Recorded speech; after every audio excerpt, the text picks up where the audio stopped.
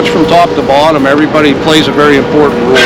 It can't be singled out just to one person or area of our business. It's actually a lot like sports. It takes a team effort to be truly successful at a high level. There are no individual unsung heroes. Everybody at Miller is a key player from top to bottom.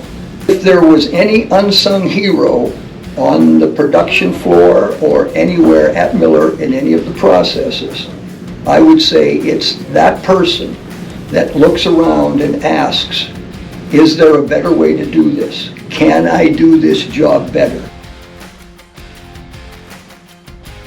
What's so cool about manufacturing? Well, I think anytime you take raw material, whether that's metal, wood, whatever it might be, and you turn it into products using people, using technology, using equipment, and then making product for a customer.